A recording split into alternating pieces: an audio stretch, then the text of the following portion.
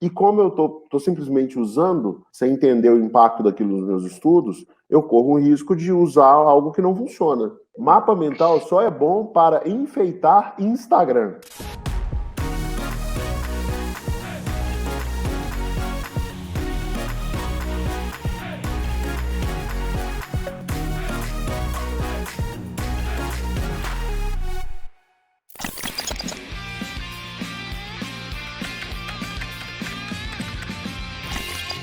Sejam muito bem-vindos ao podcast Segredos da Aprovação, nessa manhã fria, né? Só tá fazendo frio, nunca vi isso. Eu não sei se vocês já acordaram, se estão na cama ainda tomando café, mas sejam muito bem-vindos ao podcast Segredos da Aprovação.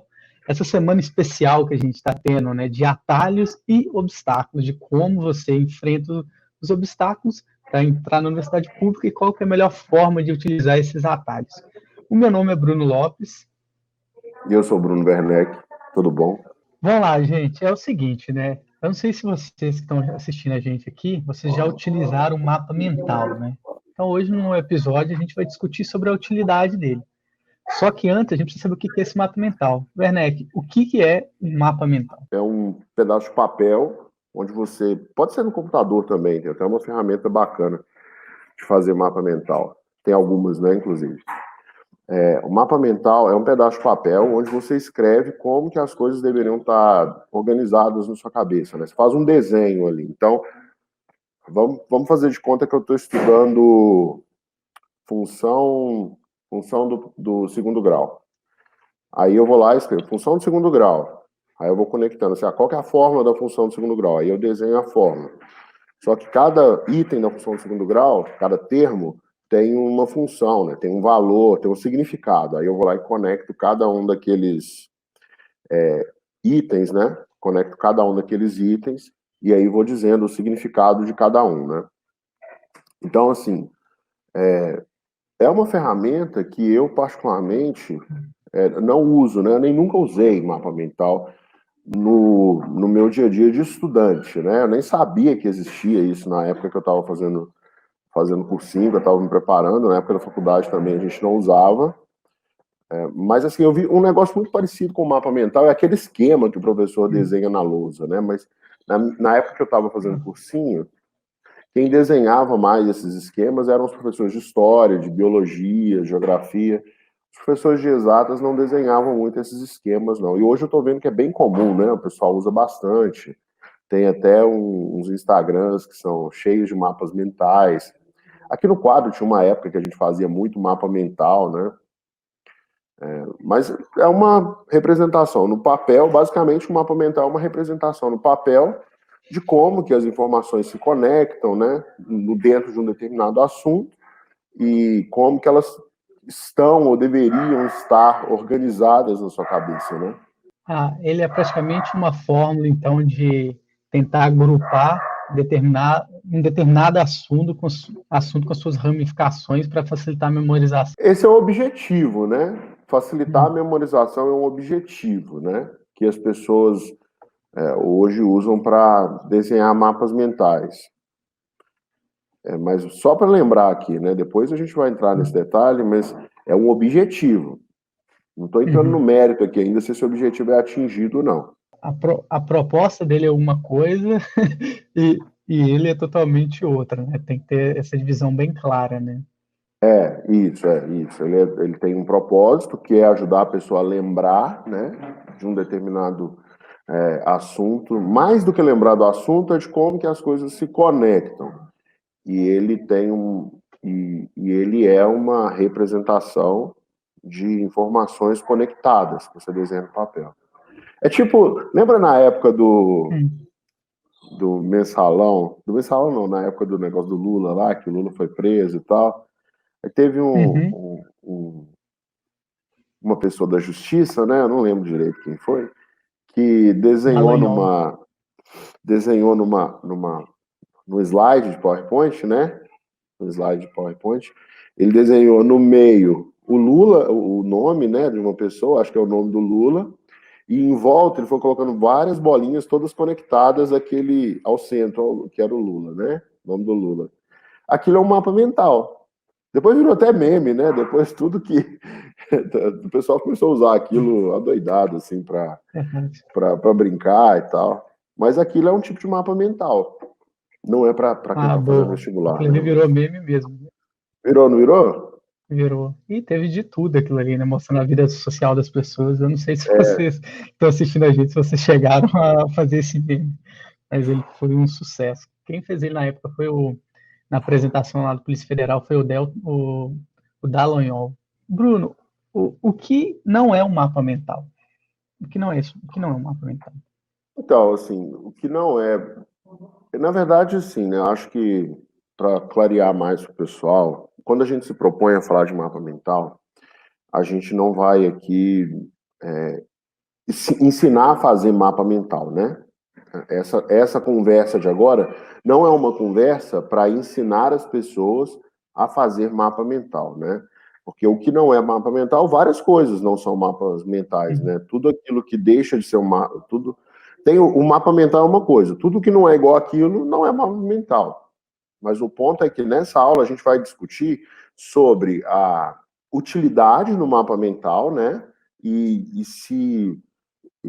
as consequências de usar ou não usar, né? Mais do que ensinar a pessoa a fazer um mapa mental, né? Então, acho que isso que é mais importante falar, assim. Que hoje a gente não está aqui para ensinar a pessoa um mapa mental. A gente precisa entender se o mapa mental é ou não um atalho. É isso que a gente precisa fazer hoje. Essa que é a nossa proposta hoje, né? Que acho que faz mais sentido a gente pensar nesse ponto de vista aí.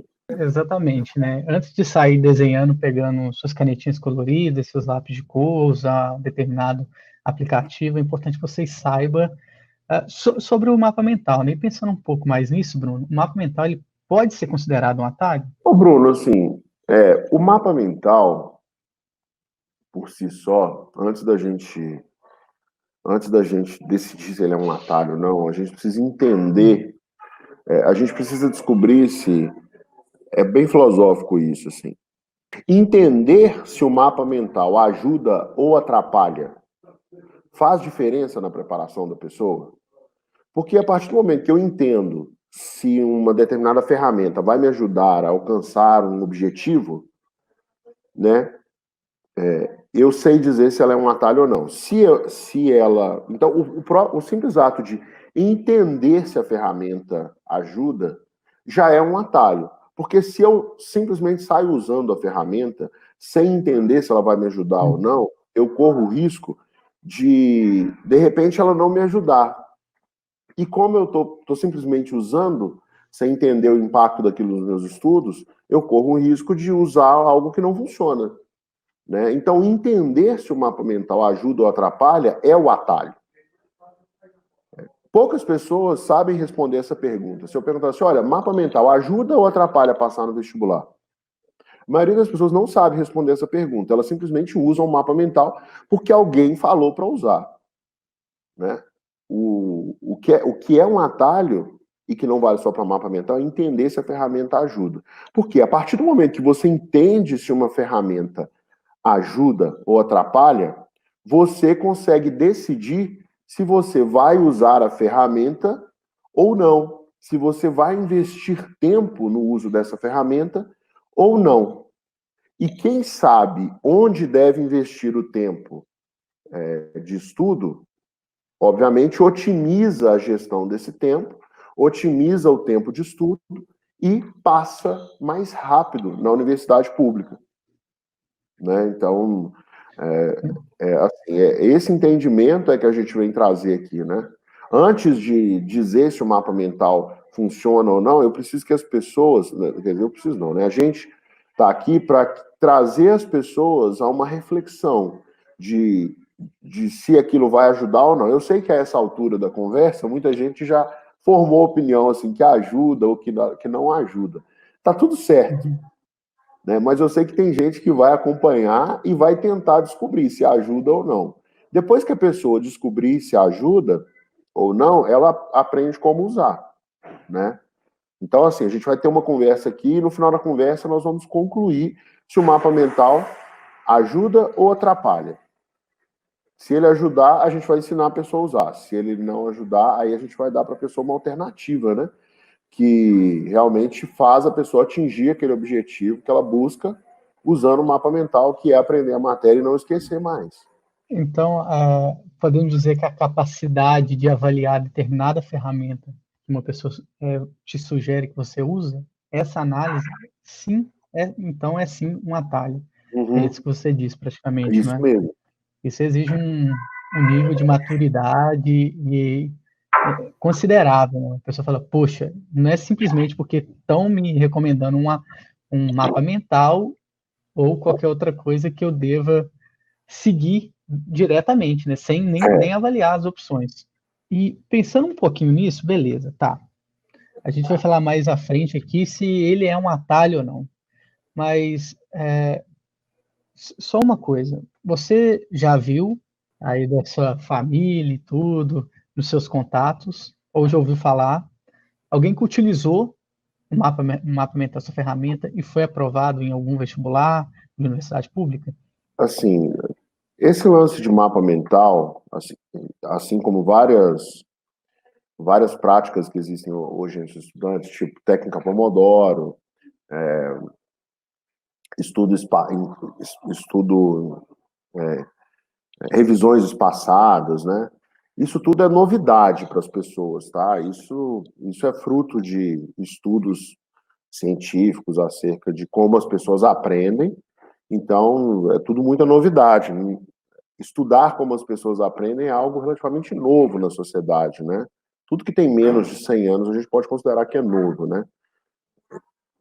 Porque representa uma parcela muito pequena da nossa existência. Então, os mapas mentais entram nessa categoria de ferramentas novas que as pessoas usam.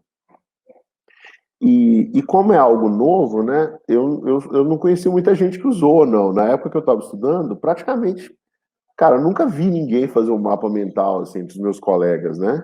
O pessoal era bem, e não tem tanto tempo assim, mas era mais raiz, assim. Vai lá, o professor vai falando, a pessoa vai anotando e tal, copia o que o professor escreveu no quadro. O professor, às vezes, desenha um esquema para explicar como que as coisas acontecem, né?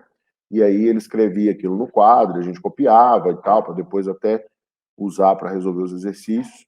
Mas mapa mental mesmo é um negócio novo, então eu não conheço muita gente que usa, né? Dos alunos aprovados na universidade pública que eu tive, assim, na época que a gente estava com a turma presencial, que a gente estava fazendo esse experimento, todos os alunos foram aprovados em alguns objetivos deles, mas ninguém usava mapa mental.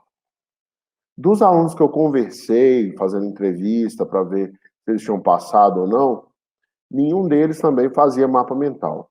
Então é um negócio que eu praticamente não conheço ninguém que usa isso, que passou, que usou o mapa mental para passar, entendeu? Então eu sou muito cético em relação a uma ferramenta que eu não vi as pessoas usarem, né? Não vi as pessoas que tiveram resultado usarem. Eu nunca vi ninguém assim que teve resultado de aprovação no vestibular usando o mapa mental. Na minha turma do ITA ninguém usava, dos alunos que foram aprovados no ITA recentemente ninguém usava, que eu conheço, né? Que eu interagi. E geralmente, quando tem uma ferramenta que é muito boa, muita gente usa. Então é fácil você encontrar alguém que já usou determinada ferramenta. Né? Então, assim, eu não conheço ninguém. Eu não conheço ninguém que usou mapa mental e que deu certo, infelizmente. Não que É, atrapalhe, entendeu? Não estou dizendo que atrapalha, não. Quer dizer, eu tenho uma opinião formada com base empírica, né, de observação e com base científica também, que daqui a pouco eu vou compartilhar. Mas o fato é, eu não conheço ninguém que usou mapas mentais com o objetivo de passar na universidade pública e conseguiu passar naquele ano que usou os mapas mentais. no período que eu fiquei com uma tutoria, eu não tive exemplos de alunos, pelo menos que foram aprovados e utilizaram o mapa mental. Mas isso não impede que alguém tenha utilizado e passado na universidade pública, né? Eu só não tenho conhecimento. Tem até um comentário aqui do Luiz Felipe, que está com a gente, acho que durante a semana, né, Luiz? Que ele fez um comentário interessante aqui, ó. não gosto muito de mapas mentais. Geralmente faço uns resumos feios, faço apenas um mapa mental quando é uma matéria muito decoreba que estou com dificuldade. É o que eu mais vejo de mapa mental, é isso. Quando a pessoa precisa decorar realmente o assunto. Você já viu isso? Já vi também, já vi. Já vi, mas hoje em dia o que a gente vê mais é o pessoal fazendo mapa mental e compartilhando no Instagram, né? Compartilhando as anotações, assim. É porque ganha like, né? É algo que é, É like, é, é é bonito, né? É bonito. bonito, realmente é bonito. Eu também acho bonito. Tinha uma época até que a gente contratou uma pessoa no quadro só para fazer mapa mental. Eu Porque o pessoal lembro. gosta, né? Então, assim, a gente está aqui para servir os estudantes, né?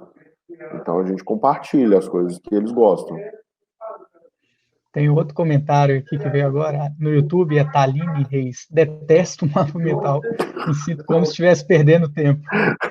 Porque exige um tempo considerável, né? Para ficar bonitinho, compartilhar no Instagram. Bruno, o mapa mental me lembra um pouquinho algo que eu fiz e comigo deu certo. Que eu lembro é o seguinte, pelo menos, eu fazia umas mini colas, não que eu usava as mini colas, tá? Uhum. Para mim, a melhor forma que eu tinha de estudar uma prova, para um teste, era tipo, eu fazer o meu resumo de uma forma que, tipo, isso aqui eu vou entender. E pensando um pouquinho no mapa mental, em algumas objeções a respeito dele, o mapa mental, ele não é útil para revisão, não? Olha, Bruno, revisão, né? O que que é revisão, né? O objetivo da revisão é você não entender, é você não esquecer o assunto, não entender. É você não esquecer. A gente faz uma revisão para não esquecer. E o que que significa no nível fisiológico, assim, não esquecer? Significa fortalecer as sinapses, né? Porque a sinapse, ela é criada, num primeiro momento, ela é bem fraquinha, depois você vai fortalecendo as sinapses. Sinapses são as conexões entre os neurônios. Então, o ato de quando você faz uma revisão, o seu objetivo é não esquecer aquele assunto, que na prática é fortalecer essas sinapses. Esse é o objetivo principal de fazer uma revisão, tá? E como que a gente fortalece sinapse, né? Como que a gente garante que está aprendendo? Como que a gente cria as conexões lá no cérebro para não esquecer um determinado assunto? É interagindo com o assunto, né? Então, por exemplo, é fazendo exercícios, é fazendo como que eu posso dizer assim, é fazendo de cabeça, sem consultar um esquema, né, daquilo, um resumo, é ensinando para outra pessoa. É assim que a gente fortalece a sinapse. Então, o mapa mental é muito bom quando você está num nível de que você vai ensinar para outra pessoa, né? Para um professor é muito bom. Por quê? Porque ele pega uma informação que já está na cabeça dele, e que eles têm desenvoltura para utilizar, uma ferramenta que ele tem desenvoltura para utilizar, um conhecimento que já existe, e ele quer organizar aquele conhecimento para transmitir para outra pessoa, né? Então, assim, vamos supor que eu tenho que dar, que eu, Bruno, tenho que dar uma aula sobre função do segundo grau, função quadrática. Cara, é muito difícil aparecer um problema de função quadrática do vestibular que eu não consiga resolver. Por quê? Porque eu treinei muito matemática, estudei muito matemática, né? Eu fiz curso técnico, que tinha muita matemática. Depois eu fiz um cursinho preparatório para o ITA, que tinha muita matemática. Depois eu fiz engenharia, que tinha muita matemática. Eu trabalhei com finanças, com engenharia, que também usa muita matemática. Então, como eu tenho muito convívio com matemática, eu tenho facilidade com matemática. Eu usei muito, é natural. Isso acontece com todo mundo. Tudo que você treina bastante, que você faz bastante, você aprende e não esquece jamais e chega no nível até de poder ensinar.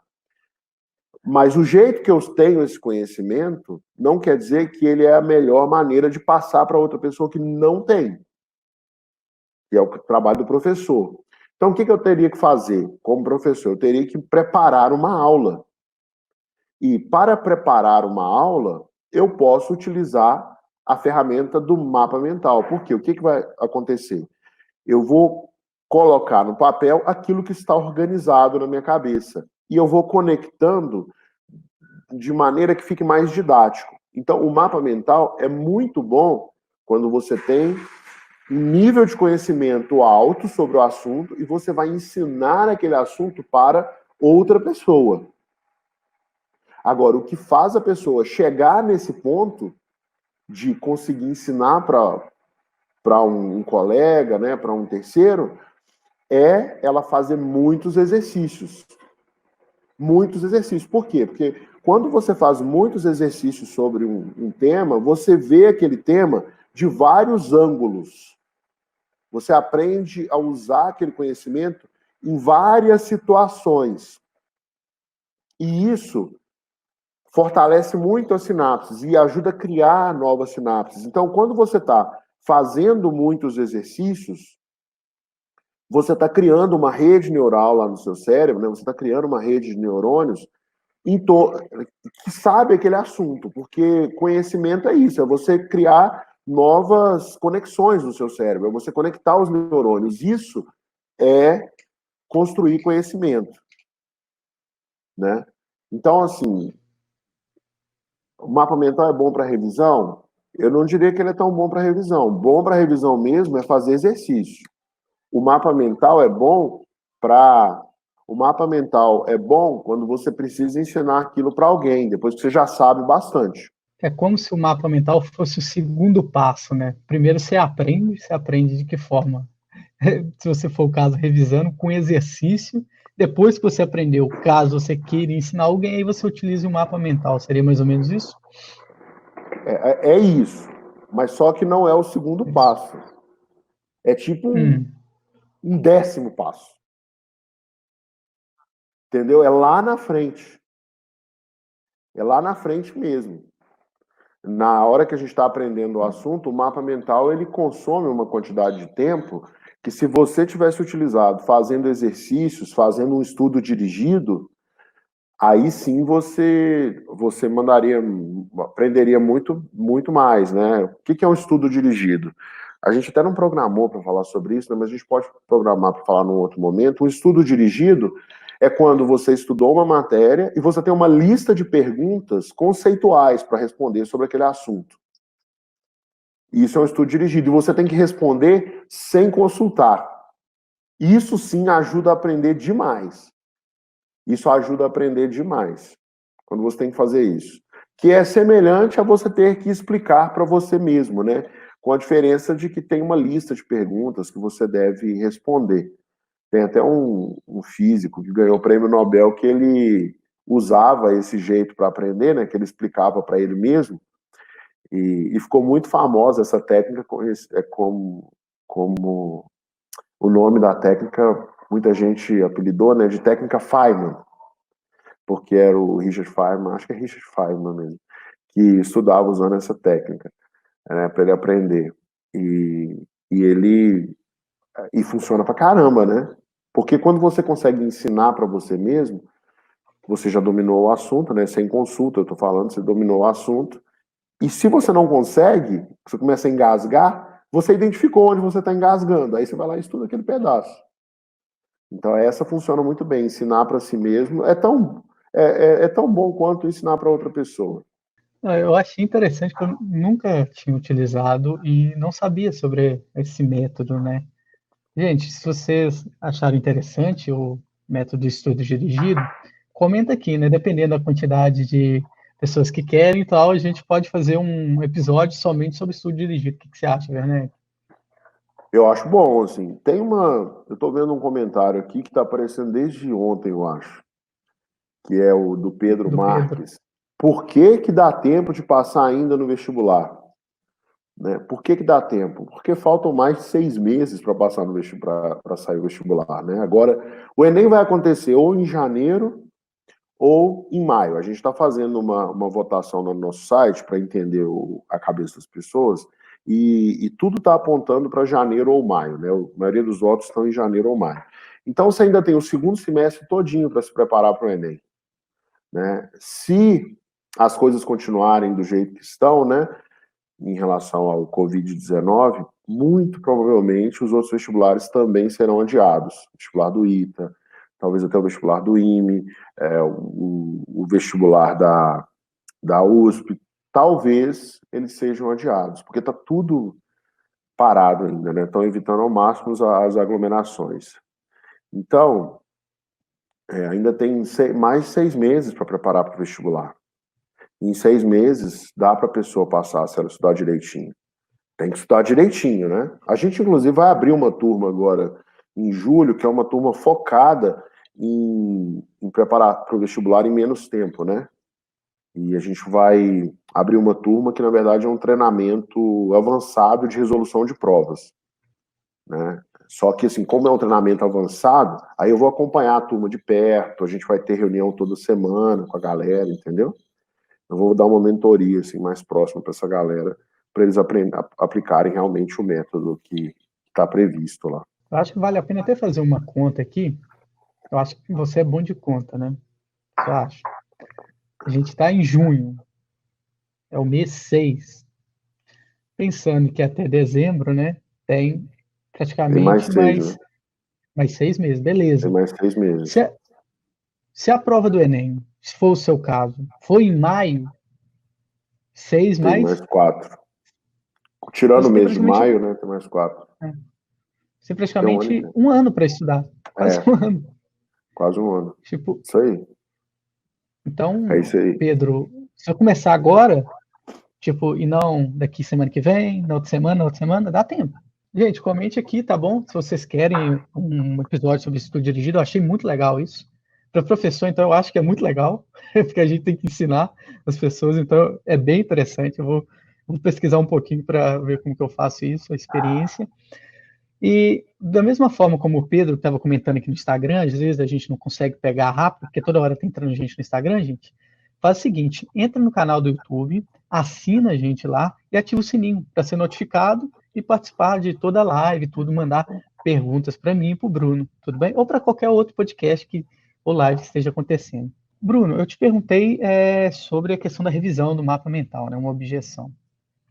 Eu ia te perguntar o seguinte, uma outra objeção. Beleza, a gente sabe que uma das melhores formas de aprender é ensinando a pessoa, a partir do momento que você entendeu o assunto.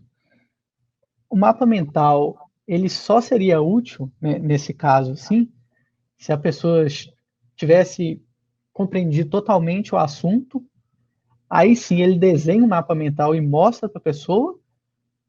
Como que seria isso? Eu fiquei um pouco em dúvida. Na verdade, Bruno, o mapa, assim, na verdade, o mapa mental, ele só é útil quando você não precisa mais estudar o assunto. Porque você já aprendeu. E você está numa fase que você é professor e precisa ensinar aquilo para outra pessoa que não sabe e você quer organizar na sua cabeça para facilitar o seu trabalho.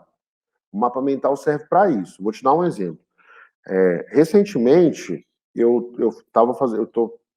atualmente eu estou fazendo um trabalho de reorganizar uma área aqui da empresa. Então, para reorganizar essa área, eu preciso saber o que cada pessoa faz.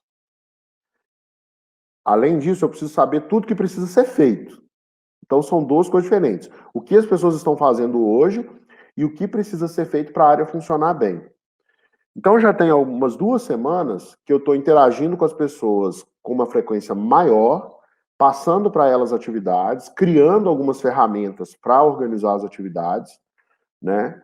E aí, no final desse processo, cada pessoa vai ter uma descrição da função. O que a pessoa tem que fazer, o dia que ela tem que fazer, como que ela tem que fazer, qual o resultado que ela precisa alcançar. Em alguns momentos eu precisei reunir com as pessoas para explicar para elas aquilo que eu já tinha entendido, né? Para facilitar esse processo, eu montei um mapa mental. Por quê? Porque eu tentei montar uma lista no Word e não estava claro na minha cabeça. Aí eu tentei montar uma lista usando uma planilha de Excel com várias tabelas, aí também não estava claro para mim como que eu ia passar aquilo para frente. Né? Eu não estava conseguindo tirar da minha cabeça e colocar no Word, tirar da minha cabeça e colocar no papel. Porque realmente não é a forma mais didática de passar para frente. Aí eu lembrei do mapa mental. Falei, cara, vou fazer um mapa mental disso. Qual que é a área? É essa. O que que tem? Tem isso, tem isso, tem isso, tem isso, tem isso.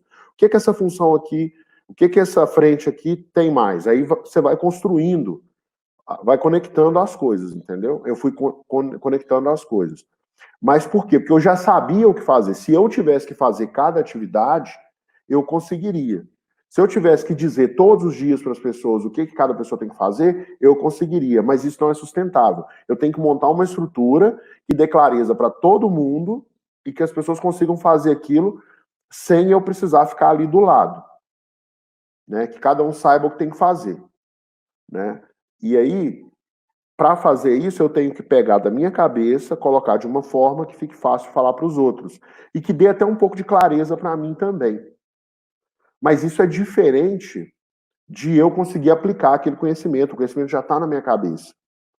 Né? Como que isso se aplica nos estudos? Eu sou um estudante, faz de conta que eu sou um estudante que quer passar no vestibular e eu preciso aprender biologia. Olha só, eu não sei biologia. Então, o que eu vou ter que fazer para aprender biologia? Eu vou ter que estudar a teoria fazendo as anotações.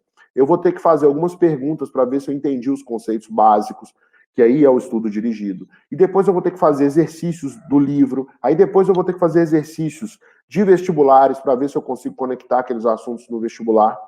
Depois eu vou ter que fazer um simulado para ver se dentro de uma prova eu consigo identificar que aquela questão é daquele assunto, qual questão é daquele assunto. Esse processo todo é o processo de construção do conhecimento. A partir do momento que eu quero passar aquilo, durante esse processo de construção do conhecimento, o conhecimento vai sendo construído e as coisas vão se organizando na minha cabeça. Né? E eu já consigo usar, eu consigo passar no vestibular sabendo usar o conhecimento. O que eu não consigo fazer, mesmo detendo todo o conhecimento sobre um determinado assunto, é passar aquilo para outra pessoa, como professor. Para isso, eu preciso de uma estratégia didática, uma estratégia pedagógica, que me permita sair conectando os pontos para a pessoa entender, que é o que a gente faz na aula, como professor. Para fazer este meu trabalho melhor, o mapa mental me ajuda como professor. Mas percebe que nesse ponto eu já domino o assunto? Aí eu não preciso mais fazer o mapa mental para a minha revisão. Por quê? Porque eu não preciso revisar mais. Né? Assim, idealmente, vamos supor que eu demore aí um mês para aprender um assunto. Estudo ele hoje, aí na semana que vem estudo ele de novo no mesmo horário, fazendo mais exercícios. Daqui um mês eu estudo ele de novo num contexto que eu tenho que encontrar os assuntos, que é talvez um simulado.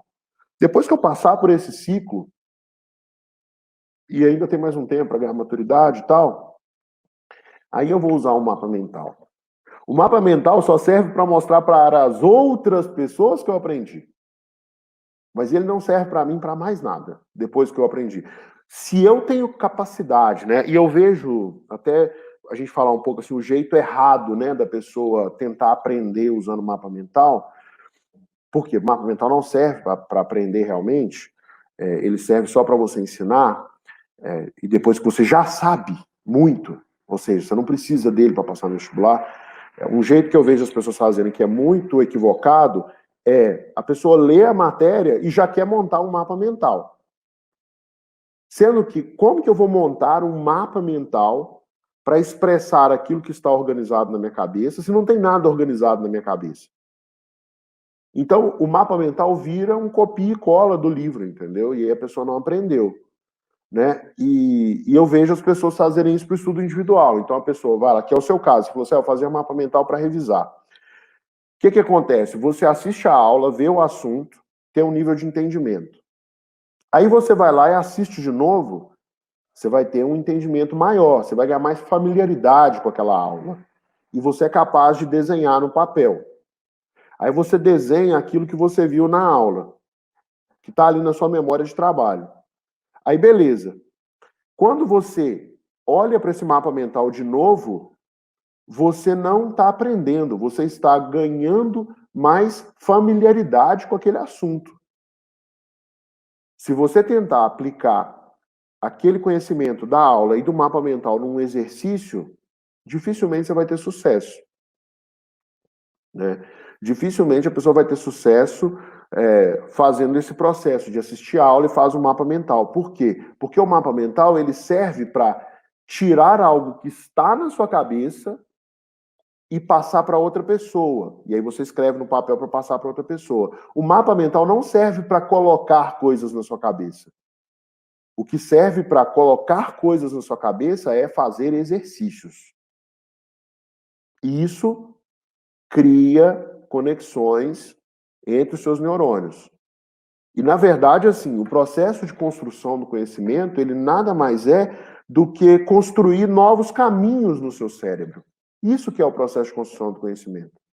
E uma vez que esses caminhos são construídos, nunca mais você perde esses caminhos, nunca mais esses caminhos são destruídos. Por quê? Porque você está modificando a estrutura física do seu cérebro. Você está modificando os circuitos que existem no seu cérebro.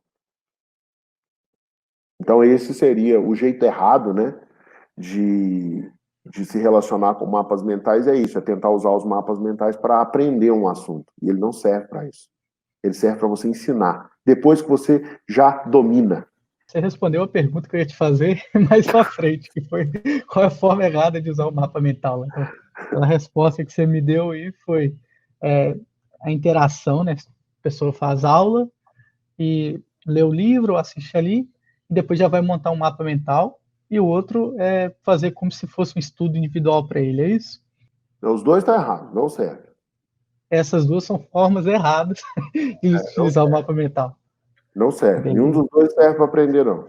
Pela fala que você teve aí, ao meu ver, o mapa mental acaba sendo mais uma ferramenta profissional do que para o estudante. Ao meu ver, é realmente isso. É isso mesmo. E qual que é o jeito certo de usar o mapa mental, então? Se você quer... Qual é o jeito certo de você interagir com o mapa mental se você quer aprender a matéria? Teoricamente, a forma correta de utilizar o mapa mental é não fazer o mapa mental. Exatamente. Exatamente. Se você quer aprender a matéria, não faça mapa mental. Se você quer aprender a matéria, o jeito correto é interagir ativamente com a teoria, assim, que é assistir uma aula, fazendo as anotações, ou ler um livro, fazendo anotações. É isso que vai fazer a pessoa aprender, tá? E aí, depois desse processo de entendimento que acontece durante a sua interação ativa com a aula, aí você parte para a próxima etapa, que é o seu estudo individual, fazendo exercícios. Aí você vai fazer exercícios para fixar aquele conhecimento, para criar as conexões ali entre os seus neurônios, entendeu? Esse que é o processo certo, tá? O mapa mental... Eu vou falar isso aqui, tenho certeza que vai virar meme. Mapa mental só é bom para enfeitar Instagram. Pois é o que eu vejo, né? É bonito, eu acho bonito. Eu já usei como para dar aula, para mim facilita, mas é mais para a área profissional, ao meu ver. Tá, o que a pessoa pode fazer, então, Werner, já que aparentemente o mapa mental não é um atalho, teoricamente, né? Tá, o que ela pode fazer, então, hoje para conseguir estudar melhor, para conseguir passar na universidade pública? O que ela tem que fazer? Cara, tem que estudar desse jeito aí, dessa dança, 1, 2, 3, né? O que é um? É entender a matéria. E isso acontece na aula, assistindo a aula de forma interativa, né? Que é fazendo as anotações, ou então lendo o livro, fazendo as anotações. Esse é o passo 1. O passo 2 é o estudo individual, onde a pessoa vai aplicar o conhecimento, aplicar o que ela entendeu na aula, né? Então ela está, na verdade, construindo o conhecimento. O passo 2 é isso. No estudo individual, você faz exercícios para aplicar aquilo que você entendeu na aula. No mesmo dia de ter entendido o assunto. Então, entende agora, faz os exercícios daqui a pouco. Por quê? Porque é durante o sono que aquele conhecimento vai ser salvo da sua memória de trabalho para o córtex, ou seja, ele vai virar conhecimento mesmo, né? Então, o terceiro passo é esse, durma bem. E outra, deixa esse negócio para mapa mental quando você estiver lá na faculdade e precisar ganhar um dinheiro dando aula particular, ou se você estiver fazendo uma faculdade de licenciatura que você quer ser um professor, aí você usa o mapa mental lá na frente, ou se você quiser, mesmo sem fazer licenciatura, ensinar de alguma maneira, né, uma pós-graduação, enfim, use o mapa mental apenas para ensinar. A dica é, na faculdade você vai arrumar muita aula particular. Aí o mapa mental é bom. Não que ele não tenha utilidade, mas agora, no momento, que é você sendo vestibulando para passar na universidade pública, não é o melhor momento. O melhor momento são os 3 passinhos aqui que o Werneck passou aqui para vocês. Tudo bem? É isso aí.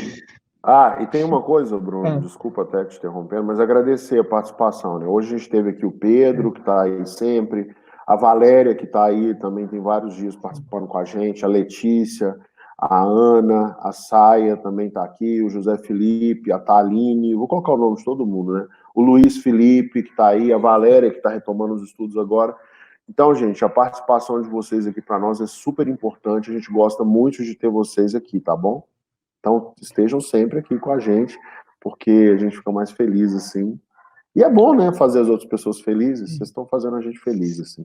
é isso, gente. Muito obrigado. Foi um prazer. Até 1 hora da tarde. Um abraço.